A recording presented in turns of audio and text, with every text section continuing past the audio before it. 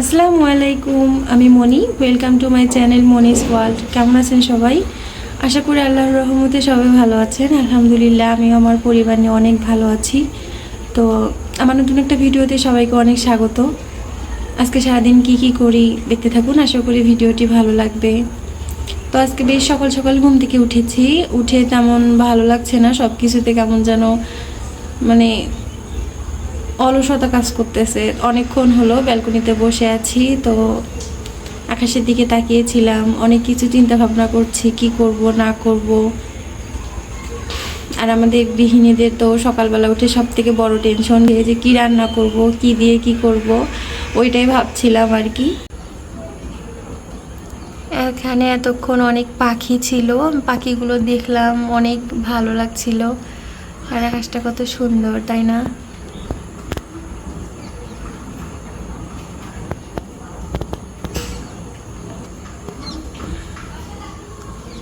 ভোরবেলা থেকে বৃষ্টি হচ্ছিল, এখন তেমন বৃষ্টি নেই, বৃষ্টি থেমে গেছে।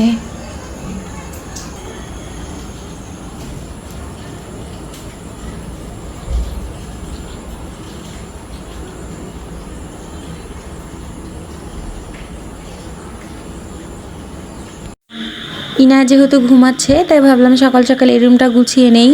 আসলে দিনের বেশিরভাগ সময়ই আমাদের এই রুমে সময় কাটে। আমাদের আরও একটা রুম আছে, ওই রুমে আমরা রাত্রে ঘুমাই, আর সকালে ঘুম থেকে ওঠার পর থেকে রাত্রে ঘুমানো যাওয়ার আগ পর্যন্ত এই রুমেই থাকি। বাবু থাকলে ওভাবে গুছাতে দেয় না, ও সবসময় ছোট বাচ্চা যেহেতু ঘর অগুছালো থাকে, তাই যখন ও ঘুমায় তখন চেষ্টা করি এই রুমটা গুছিয়ে নেওয়ার। হ্যালো। তো আমি বিছানা গুছাতে গুছাতে আমার মেয়ে ঘুম থেকে উঠে গেছে। সে এখন কোনোভাবেই কোল থেকে নামবে না। আমি তো বিছানা গুছান সম্পূর্ণ করতে পারিনি। তো তাকে প্রতিদিন সকালে ঘুম থেকে ওঠানোর পরে এরকম করে কোলে নিয়ে থাকতে হবে। হয় আমি নিয়ে থাকবো, না হলে ওর বাবা নিয়ে থাকে। তা না হলে তার মুড ঠিক হয় না। কিছুক্ষণ এরকম করে থাকবে, আদর খাবে, তারপরে সে ভালো থাকবে। না হলে অনেক কান্না করে, বিরক্ত করে। আপনাদের কার কার বাসায় এরকম একটা আছে কমেন্টে জানাবেন। এই যে দুষ্টু দুষ্টু, তার এখন মুড নেই। এদিকে তাকাও, তাকাবেও না, তাকাও না। তুমি আজকে সকালে কি খাবা বাবা? কি খাবা? তোমাকে কি করে দিব? হ্যাঁ, কি খাবা তুমি?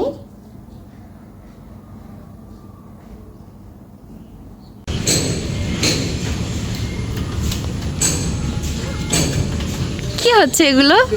ইনু পাখি, wow!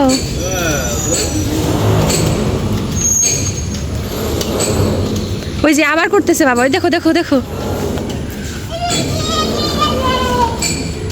Wow wow! Yes. Oh, yes.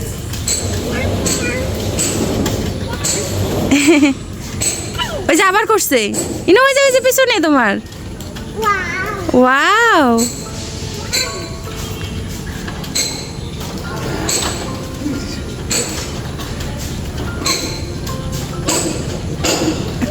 কত খুশি। চলো চলো চলো, আর আর না চলো।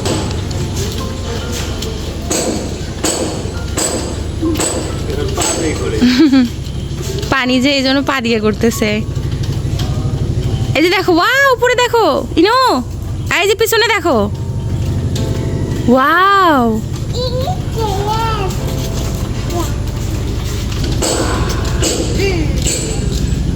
চলো চলো নিবা, চলো।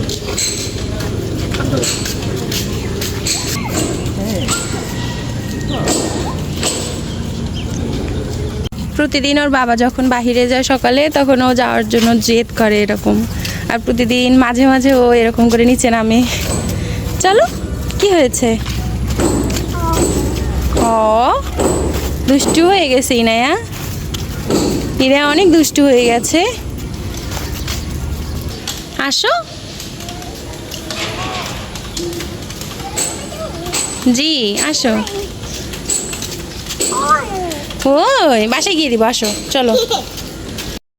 সকালে ডিম সিদ্ধ করেছিলাম আর নুডলস রান্না করেছিলাম, ওগুলো খেয়ে ওর বাবা চলে গেল। আর ইনায়া ওর বাবা যখন যায় তখন প্রতিদিন যাওয়ার জন্য অনেক বায়না করে, তো প্রতিদিন তো আর নিয়ে যাওয়া সম্ভব হয় না। ওর বাবা বলতেছে যে ঠিক আছে আজকে যেহেতু সময় আছে ওকে নিয়ে একটু নিচে নামো, ওকে একটু সময় দেই। তো দেখতেই পেলেন ও তো অনেক খুশি। ও নিচে গিয়ে একটা কিন্ডার জয় নিয়েছিল, ওইটার সঙ্গে একটা গাড়ি গিফট পেয়েছে, ওইটা নিয়ে এখন খেলা করছে। তো ভাবলাম ও যেহেতু খেলছে তাহলে এই ফাঁকে আমি রান্নাটা করে নেই। আজকে হচ্ছে মুরগির মাংস রান্না করব, ডাল রান্না করব আর কাঁকরোল ভাজি করব। মাঝে মাঝে আমি এভাবে ব্রয়লার মুরগিটা ভেজে রান্না করি, আবার অনেক সময় কষিয়ে রান্না করি। তো আজকে ভাবলাম যে ভেজে রান্না করি, এটার মধ্যে আলু বা ঝোল কোনো কিছুই রাখবো না, একদম মাখো মাখো একটা তরকারি রান্না করব। কয়েকটা রসুন দিয়ে রান্না করে নিব। আর ওই পাশে আমি প্রেসার কুকারে ডাল বসিয়েছি, ডালও হচ্ছে, এদিকে মাংস রান্না করতেছি। আর ভাত এখন রান্না করব না, ওর বাবা যখন আসবে তার কিছুক্ষণ আগে আমাকে ফোন দেয়, তখন আমি রাইস কুকারে ভাতটা বসিয়ে দিই। আর যদি কখনো সকালে ভাত রান্না করি তাহলে তো ওইটা দুপুর পর্যন্ত হয়ে যায়। ম্যাক্সিমাম টাইমে আমাদের সকালে ভাতই রান্না করা হয়, কারণ সকালে রান্নার ভেজালটা গেলে সারাদিন আর আমার তেমন কাজ থাকে না। যেহেতু আমি বাবুকে নিয়ে একা থাকি, ওকে নিয়ে রান্না বান্না করা যায় না, অনেক কষ্ট হয়ে যায় আমার। যখন ও খেলা করে বা ঘুমায় তখন তেমন বিরক্ত করে না, বাট সবসময় তো আর এরকম করে না। আর এমনিতে কোনো টুকিটাকি কাজ থাকলে ওগুলো আমি ওকে নিয়ে করতে পারি, যেমন গোসল, ঘর গোছানো, মানে ইত্যাদি কাজগুলো আমি ওকে নিয়ে করতে পারি। কিন্তু রান্নার কাজটা করতে আসলে ও অনেক আরও বেশি বিরক্ত করে, চুলার কাছে আসে, কাটাকাটি করতে গেলে বটির কাছে আসে, এই জিনিসটা আমার অনেক ভয় লাগে। এই জন্য আমি সবসময় চেষ্টা করি সকালে রান্নাটা করে রাখার। আর এইভাবে মুরগি রান্না করলে আমি মাঝে মাঝে টক দই দেই, বাসায় যেহেতু টক দই ছিল না তাই এইভাবে রান্না করে নিচ্ছিলাম। খেতে কিন্তু অনেক মজা হয়েছিল। আমি সবসময় তরকারিতে দেশি রসুনটা দেওয়ার চেষ্টা করি, কিন্তু দেশি রসুন শেষ হয়ে গেছিলো, তাই এই রসুনগুলো আমি এভাবে কোয়া করে দিয়েছিলাম। আর ওই পাশে আমার ডালও হয়ে গেছে, ডালটাও বাগার দিয়ে নিচ্ছি। আমি জানি না এখন পর্যন্ত কে কে আমার সঙ্গে আছেন, যে বাজারে আমার ভিডিওটি দেখছেন, প্লিজ আমার চ্যানেলটি সাবস্ক্রাইব করে দিবেন, লাইক করবেন, কমেন্ট করবেন। আপনার একটা লাইক আমার ভিডিওটি আরও 10 জনের কাছে পৌঁছাতে পারে। আর আপনার সুন্দর সুন্দর মতামত আমাকে কমেন্টের মাধ্যমে জানাতে পারেন। আমরা যেহেতু মানুষ, কেউই ভুলের ঊর্ধ্বে না, ভুল তো অবশ্যই হবে। আমার কোন অংশটি যদি খারাপ লেগে থাকে বা ভুল হয়ে থাকে তাহলে প্লিজ ক্ষমা সুন্দর দৃষ্টিতে দেখবেন। আমার আগের একটা ভিডিওতে একটা ভাইয়া কমেন্টে জানতে চেয়েছিলেন আমার বাসা কোথায়। আমার বাসা মানিকগঞ্জে। আপনারা আমাকে সুন্দর সুন্দর কমেন্ট করে উৎসাহিত করতে পারেন। আমার এই ভিডিওতে যারা যারা কমেন্ট করবেন আমি পরের ভিডিওতে তাদের নাম মেনশন করে তাদের কমেন্ট পড়ব ইনশাআল্লাহ। আর আমাদের বাসায় যখনই কাঁকরোল নিয়ে আসে তখনই আমরা এভাবে ভেজে খাই, তরকারিতে বা সবজিতে দিয়ে খাই না। এভাবে কাঁকরোলটা আগে ভেজে নিয়ে তারপরে পেঁয়াজ মরিচ দিয়ে একটু নাড়াচাড়া করে নিয়ে নামিয়ে নিব। আর এটা খেতে কিন্তু অনেক মজা, বিশেষ করে গরম ভাতের সঙ্গে তো অনেক মজা লাগে। আমি তো সবসময় এভাবে কাঁকরোল ভেজে নেই, কাঁকরোল বা কলা এভাবে সেমভাবে ভেজে নিলে অনেক মজা লাগে।